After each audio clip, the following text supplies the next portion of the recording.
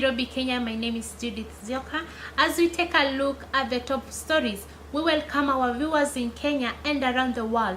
As you usher in, we have the top coverage across the country, where we'll be focusing on a global and exclusive look at the issues affecting public attitudes in health, economics, education, arts, and culture. So you can start tweeting or texting on those questions you want us to tackle today. Let's start with the highlights.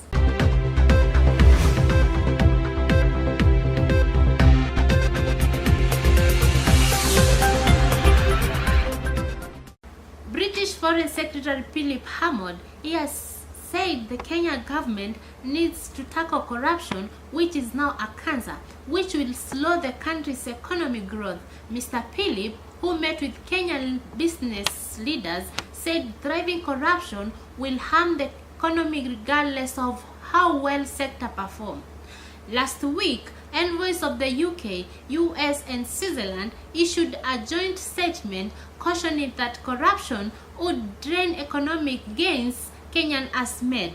At the Ethics and Anti-Corruption Commission, top officials have clashed over corruption cases under investigation.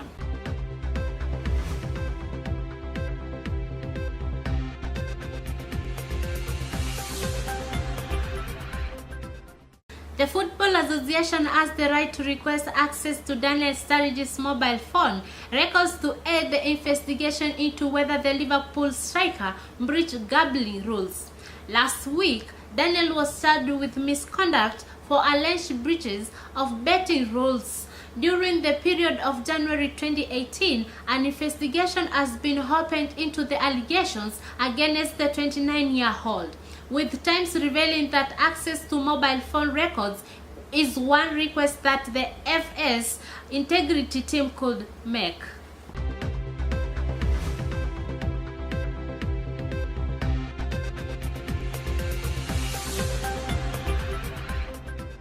The Tanzanian government has agreed to redesign its education policy to allow pregnant girls readmitted in public primary and secondary schools. This emerged after November 16th meeting between President John Magufuli and African World Bank boss Afez Ghanem. And I quote, "Girls' education is central to development. We are a development institution. We cannot accept that some girls are denied education," Ghanem said in a rejoinder after the meeting with Magufuli.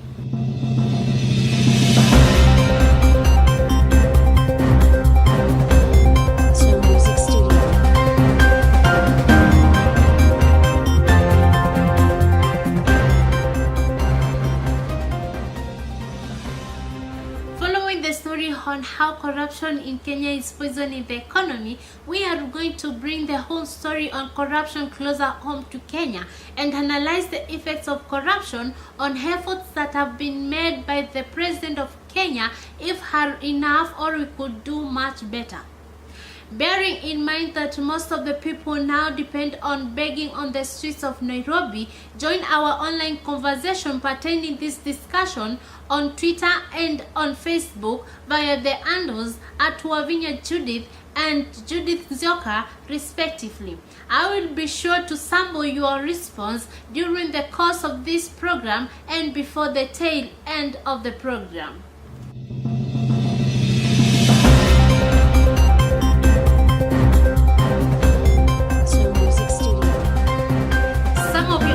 Started streaming in, and at Geoffrey Mwema, he says that I think our president should look into this story ya corruption juu tunaumia.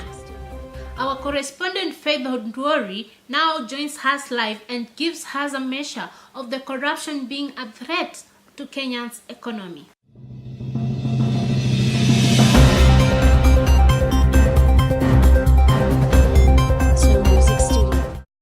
Corruption is a cancer in our country. So, Faith, what is the situation on the ground? Thank you, Wavinya. The situation on the ground is that the economy of Kenya has dropped rapidly.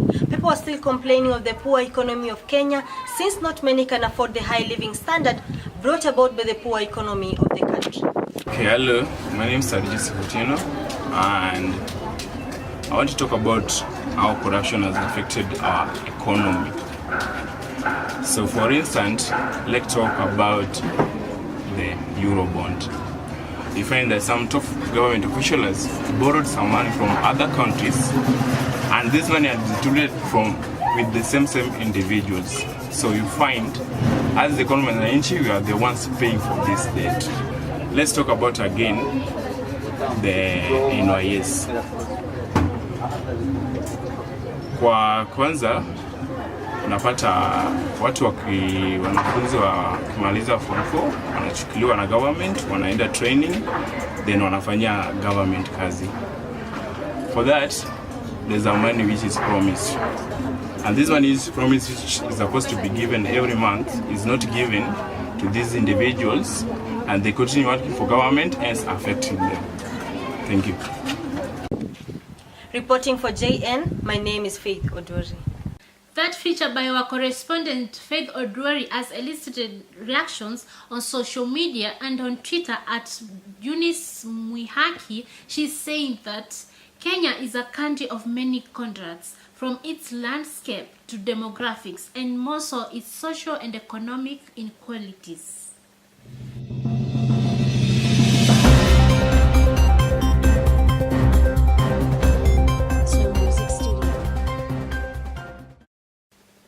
Alright, so today I would like us to have conversation with our experts who are going to help us shed more light on the whole issue of poor economy, which is caused by corruption in Kenya. This is because we see most of the leaders looting the public resources, yet they took an oath to help the citizen develop. First, we have a well-distinguished executive financial analyst, Raymond Rabita, who has an experience in business valuation, investment, and marketing plan development, who will define the key features of economy of East Africa. We also have an economic analyst, Samuel Mbithi, who will give us his take about corruption being a threat to Kenya's economic growth. Also, we have Anton Kilonzo, who is a lawyer and who will give us his views on what we can do to help our economy grow, and to also shed some more light on how we can work on corruption, which is like a cancer in Kenya.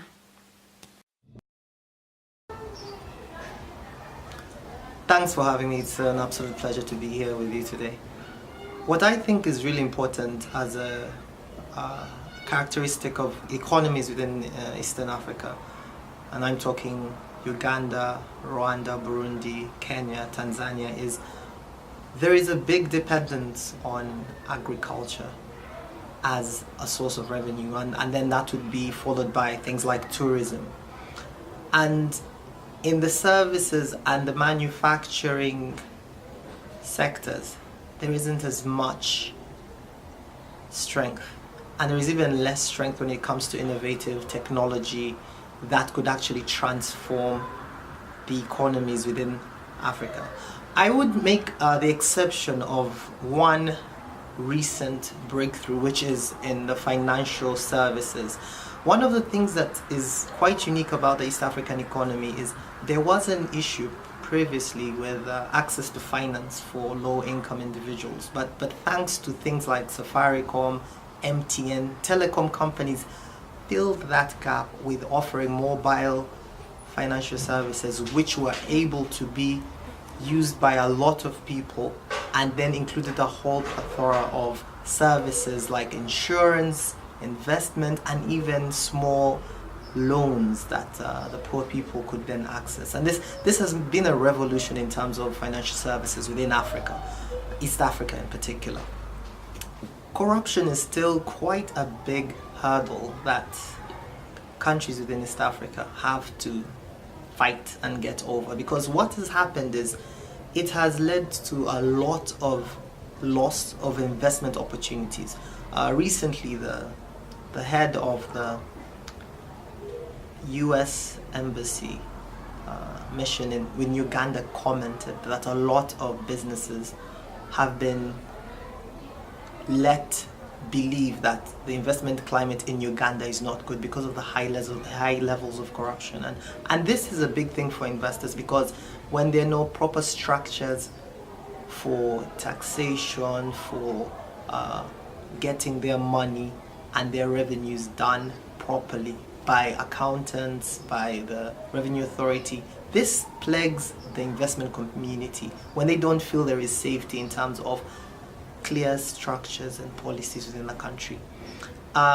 Another example would be the fact that the scale varies within the East African countries. For instance, in Rwanda, there is a very low level of corruption at the lower level. However, there have been claims that at the higher tier of the society, there is quite a large part of embezzlement of funds, but only at the higher level.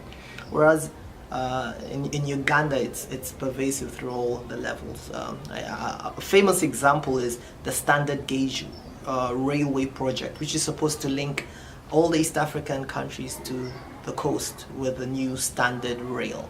And one of the things that came out of this was Kenya was successful in completing its portion to the border of Uganda. And with the cost that they managed to have this done, Uganda's cost was almost 3 times that of Kenya. And yet Uganda does not have a Rift Valley highland with rocks. And yet Uganda is a much smaller section, and it is not as hilly and as rocky. And so that just shows you how corrupt some East African countries are. What is the solution to the corruption problem? In my opinion, I think what would create a revolution in terms of streamlining all the services and all the procedures is adopting technology. Just like technology has revolutionized financial access, it can be the same case for fighting corruption. Things like making sure, things like registering a company, opening up a business, payment of taxes, all this is done by highly customized technology platforms that have applications that users can use online on their phones, because mobile phone use within East Africa is skyrocketing. And so this could be one of the ways to check the corruption levels within East Africa. Another thing is to make sure that if we limit the amount of procedures that are done by people, in terms, especially the lower ones, for example, registration of businesses, services, taxation, and that sort of thing, if they can be automated, that, I believe, could be one of the solutions to the corruption problem we have in East Africa.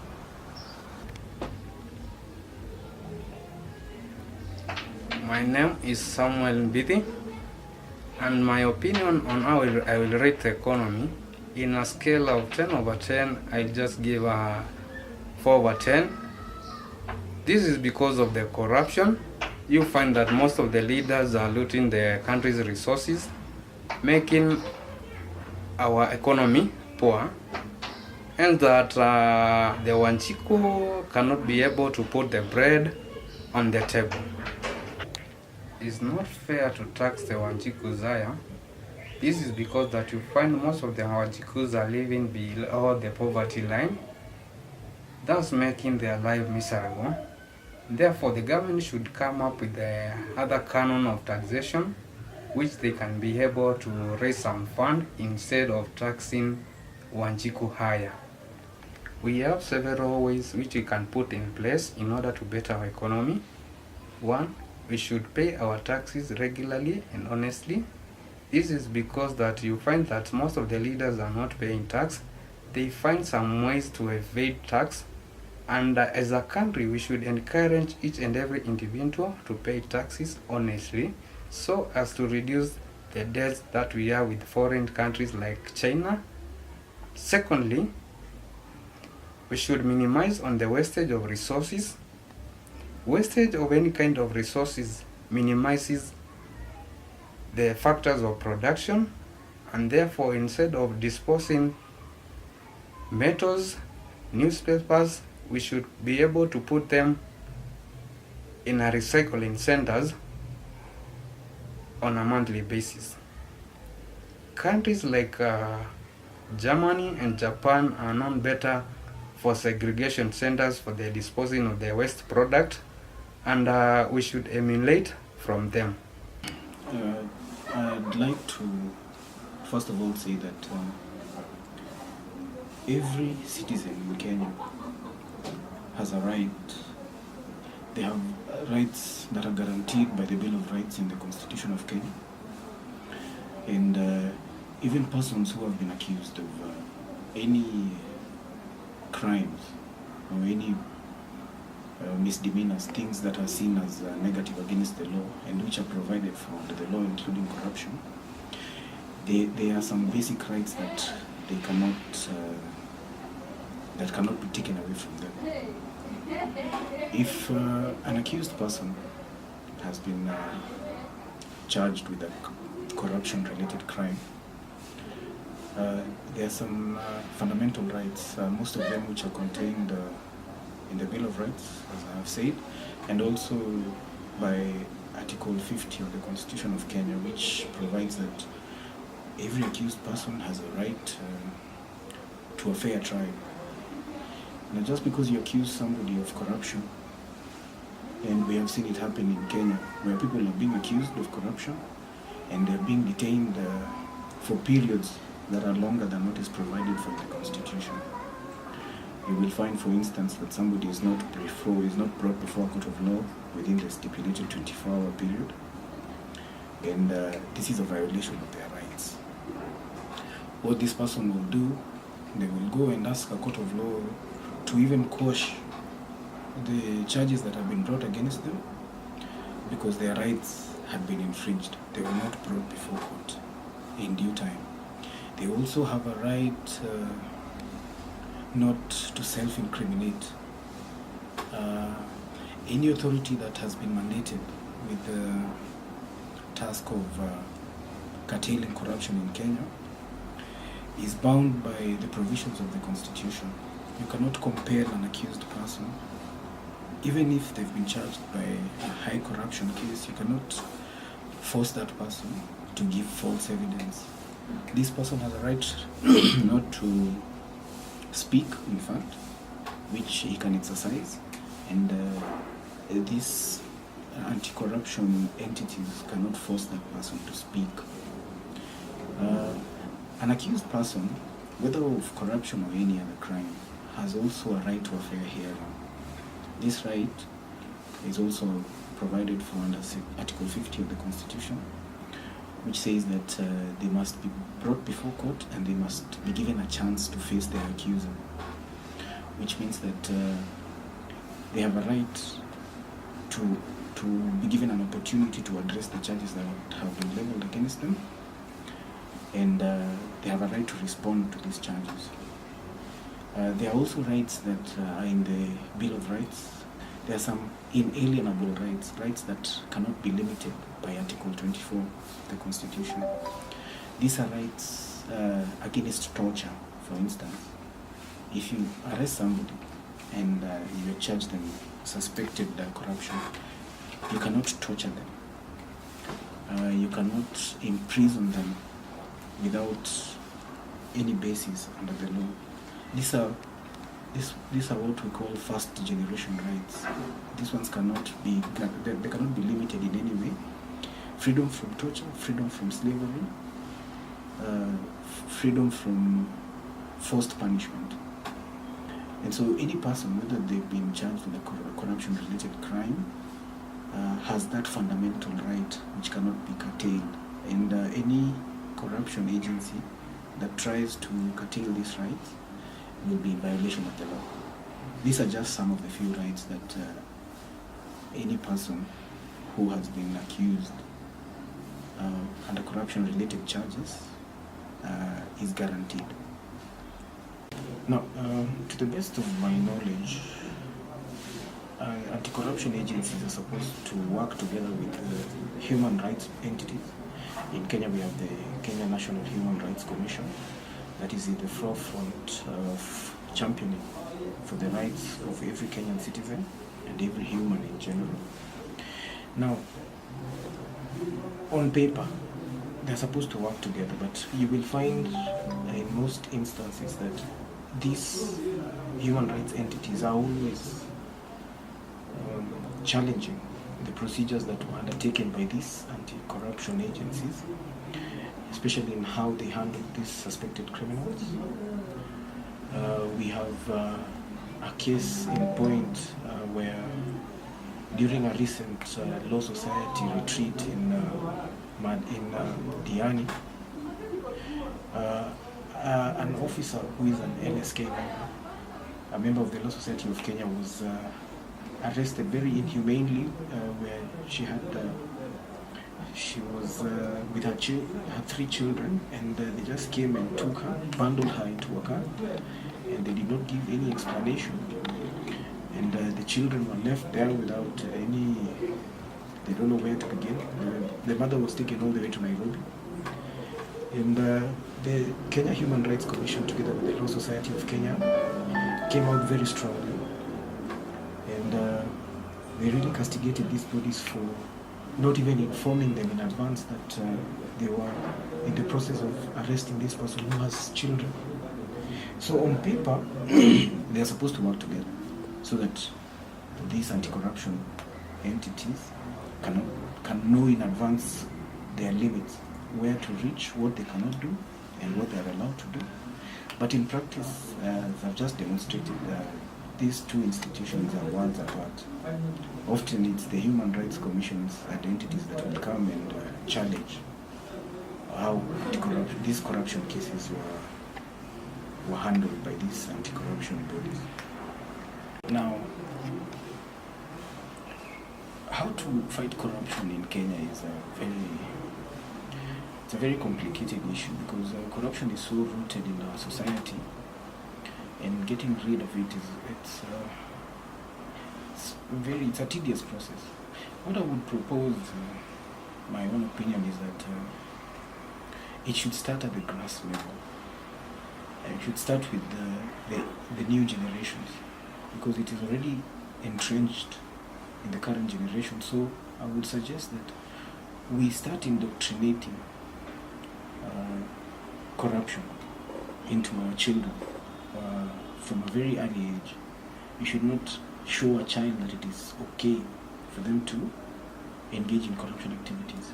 If as a parent you are caught probably by a speeding camera and your car is stopped, and you have your children inside that car, and they see that you have given this corruption, you see, you bribe a police officer and you give them incentives or money or bribes, then there's a mindset that enters that child's mind that corruption is okay.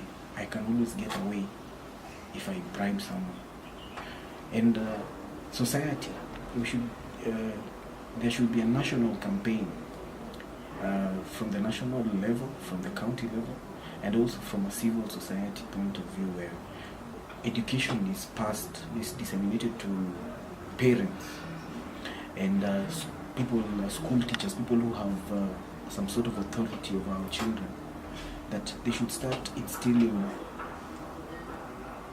the idea that corruption is not beneficial.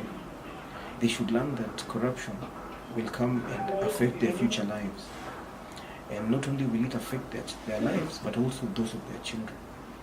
So my opinion is that we should start it at a grassroots level. We should not try and cure the symptoms at this hour. The symptoms are already there. We should root out the disease at the grassroots level, and that, my opinion, is just indoctrination of a culture to our children that corruption is bad. It will not get them anywhere.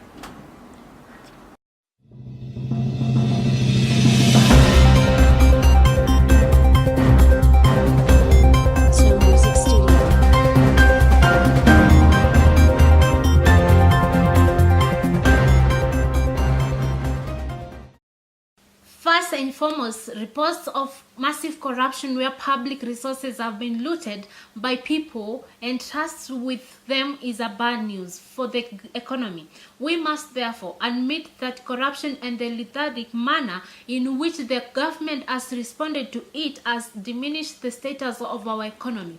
No inventor in his right mind will invest in a country where he knows that the proceeds of his sweat are likely to be stolen through well-crafted and deeply entrenched with color crimes in government without investments. No wealth is created. So, if Kenyans don't demand proper accountability and honesty, disclosure from the government with regard to the ongoing, then they should not be shocked with it when it turns out one of these days that Treasury has been running some sort of Ponzi scheme. Thank you for watching JL Live. See you.